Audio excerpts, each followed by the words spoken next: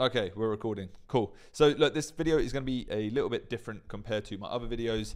I want to walk you through one of the craziest stories of my life and potentially the most important story in my whole entrepreneurial journey, because this was really the pivotal moment that woke me up from this like just autopilot bot mode that I was in my early 20s. So if you don't know me, my name's Liam. I've generated over $7 million online over the last 6-7 years. And I did that by working hard, sitting at my desk every single day, learning as much as I could online, and then actually executing on it. Now, this was revenue, it's not profit, so beware. I know a lot of people shout about how much money they make, and then turns out they're on like 10% profit margins. This is revenue, so it's not profit. But I didn't go to university, I didn't have like any good grades, I didn't come from parents with money. It was never given to me on a platter. I had to work my ass off to get to where I am today. And I've seen success in e-commerce. I've seen success in building businesses in real life. I've seen success, obviously, in the agency model, in the crypto space. And currently, we run an AI automation agency that's doing very, very well. And that's probably how most of you guys know me. But anyway, so this is the story of how I kind of got to this point, because it didn't look like this, you know, when I was 21 years old. So what happened is I ended up moving overseas from the UK because I was really struggling. Like, I was in a really, really bad place. I was heavily drinking all the time. I actually got involved in a lot of drugs. And I ended up just kind of losing my mind. I was in a really bad spot. I didn't come from a big place. I wasn't in London. I was in this small hometown where everyone around me was kind of just like on autopilot mode. There was never any success stories coming out of this place. And everyone was just super depressing. It was a hole. And if you managed to escape it, you had to run for the hills and never look back. So that's essentially what I had to do. I might go into it in another video at a later date, but I had to get out of this place because I was in a really bad place. And I ended up going to China with my best mate. Now, what ended up happening was he had to lend me the money. So he lent me like $3,000 just to go on holiday with him. He was working in a bank at the time.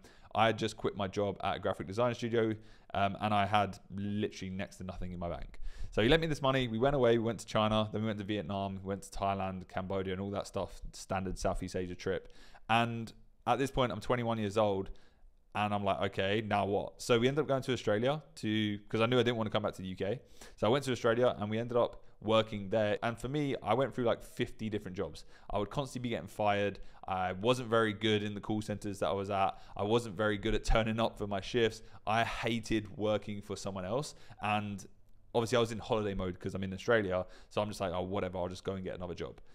Long story short, fast forward a year, I'm basically working 3 jobs at this point. I'm working in a call center and I'm cleaning dishes in 2 different places. One of them is the Melbourne Aquarium, and the second one is this hotel down on the beachfront in Melbourne with literally no guests. So I used to turn up like super hungover after a night out. But anyway, I was working these 3 jobs across the week and I was starting to save up some money. Now at this point, I probably had like £5,000 to my name, which by far is the most amount of money I'd ever had back then, or even ever seen. So firstly, I had to pay back my mate. I paid him back his 3K, and then I had 2K. Now, my dad invited me to a family holiday in New York, and he actually kindly flew me from Melbourne, Australia, all the way to New York. And it was in New York when I really got a awakening and a realization to what is actually possible in life. Now, like I said, I came from a small town. I had no money to my name. I didn't grow up with money. My parents never had any money. So my mental beliefs of money was that it was this super scarce resource, almost impossible to make, and only the smartest people in the world could ever make it. You know, you had to think of this crazy business idea, or you had to go dig in the desert, find where, and strike oil. But no one from my hometown would ever get to that, because that's just not what happened. And that is genuinely what I believed growing up. What ended up happening though on this New York trip was groundbreaking. It was revolutionary. So I ended up going on this trip, saw my dad. It was great to see him. Saw my stepbrother, my other little brother was there as well. And we ended up going to a bar that night. Now I'm 21 years old. I'm in New York. I'm like, holy shit, this is an insane city. This is like so motivating. And this makes me want to start businesses, but I just don't know where to start. And, you know, a couple of days into this trip, we're at this bar, and I remember turning to my left, and I'm a pretty chatty guy. I'm happy to go up to anyone and just start a conversation. And there was a guy there who, he looked pretty cool. He was this weird, eccentric looking bloke, sat at the bar, and he was frantically scrolling through his phone. And I remember looking over a couple of times and just seeing what he was doing. For whatever reason, I ended up just chatting to him. I ended up being like, hey man, like, what are you up to right now? And he turned and spoke to me, and he was telling me about this business that he was running. He was basically telling me that he has a business on eBay. And I was like, eBay? You have a business on eBay?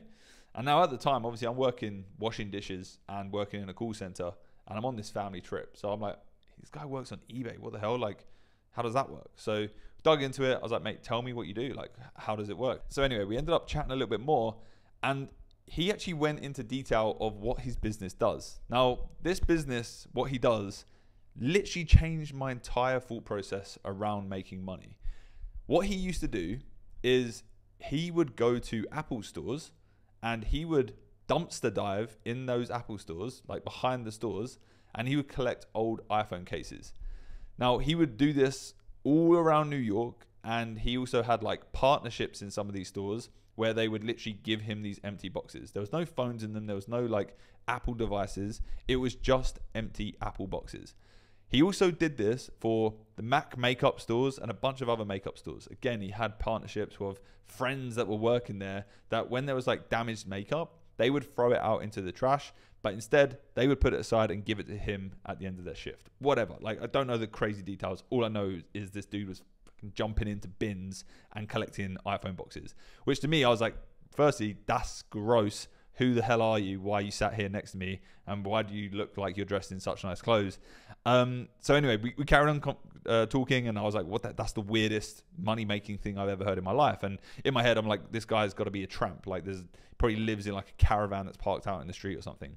And he ended up going into his eBay account and actually showing me the numbers of how much he was making. So what actually happens is when people go to sell their iPhones or their Macs or whatever, they want the boxes so that it ups the value for them when they sell them on eBay. So he saw an opportunity by collecting these boxes and then being the go-to guy to buy these empty boxes from. He was like the top rated seller on eBay, and the numbers that he was pulling in every single month by jumping into a bin, collecting an Apple iPhone box and then selling it on eBay was outrageous. This guy was clearing 30 grand a month by jumping into bins. Let that sink in. 30 grand a month by jumping into bins. His profit margins are like 90% after the 10% eBay fees and his time. And yeah, sure, let's take off 30% for his dignity. But he was jumping into bins, collecting empty iPhone cases, and he found a niche and a market that he could then serve and sell on eBay. So 21-year-old me is sat there like, firstly, I don't believe you. That's ridiculous. There's no way. So he shows me the eBay dashboard. He shows me the money that he's collected. And from that moment, I have never, ever looked at business the same way. Growing up, I believed that you had to build this crazy business, this amazing idea. You had to have investment. You had to be this like Alan Sugar, like businessman or Mark Cuban type character. And then there was this fucking greasy haired guy sat at a bar in New York who jumps into bins and sells iPhone boxes for 30 grand. So you can imagine my whole world just span, it just turned. And I was like, oh my God, I could go and start anything. My whole limiting belief around money being this scarce resource and really difficult to make is actually a complete lie. And maybe some of you are sat there and you don't have that limiting belief, but I'm sure most of you are sat there with that limiting belief, because unless you've seen it, it's really hard for you to say, actually, I know it's possible. And that was the same problem for me. I'd never seen it. I'd never seen any experiences or validation points where people around me were making money until I met this guy. This guy was the richest person I'd ever met in my entire life for my entire 21 years. And he was jumping into bins, selling boxes, making 30 grand a month. So some of you are probably sat here, hopefully like, wow, that's insane. And it makes you start to think that anything is possible if you just go and do the work. So this is really why I wanted to put this video together for you. I'm literally your bin man. I'm sitting here right now telling you that I needed that one piece of inspiration and one piece of data to then go and turn my entire life around. After that, I went back to Australia. I carried on working my dishwashing jobs and my call center job, but I started heavily researching how to make money online. I got into the dropshipping space, made some money selling moon lamps. I then went on to selling Shopify stores. I then went on to print on demand. I did all of these different things for like the next 2-3 years after that and made some money. I failed a lot of times, but I started to make money and started to see these results. And the whole time I was sat there, whenever I get self-doubt, I think back of the bin man, the bin raider of New York, and how he would be jumping into these dustbins collecting iPhone cases and just thinking like, if he can do it, so can I. And all these limiting beliefs that I grew up with just slowly started to fade away because I started to see the results for myself. So what I want to be your bin man. I don't actually want to come around your house and collect your bins and take them out, but I want to be your bin man. I want to be your proof to say that actually it doesn't matter if I have a uni degree. It doesn't matter if I don't have rich parents. It doesn't matter if I'm currently washing dishes. It is all possible. I literally started from zero. No money in my bank account, no grades, nothing. I was a mess. I, was heavily involved in drugs, drinking all the time. That's all I cared about. But I managed to turn it around just by having that one piece of advice and that one conversation with the bin man. So I am your bin man. I am proof. I am validation that this all works. But the only thing that's stopping you right now is your limiting belief and your self-doubt of trusting yourself to be able to do it. And the only key ingredient that you're missing is probably time. You need to give yourself patience and you need to go and execute. Like, you can't just sit here watching these YouTube videos, looking at everyone that is making money and then not doing anything about it. Because I could sit here and I could tell you exactly what I did and how it all worked over these last 6-7 years.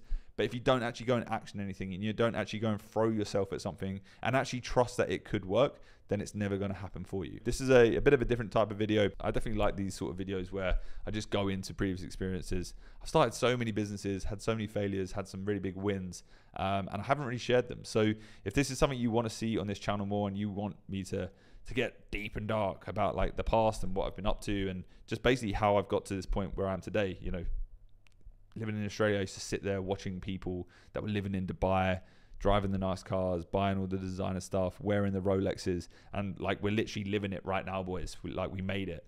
We just put in the work for the last 6-7 years, and I just the other day reflected on everything and was like, where did this all start? How did I change my mindset? And it was this bin man. And now we're living our dream life in Dubai. And yeah, learned a lot along the way, and hopefully I'm going to be here for you to help you do the same.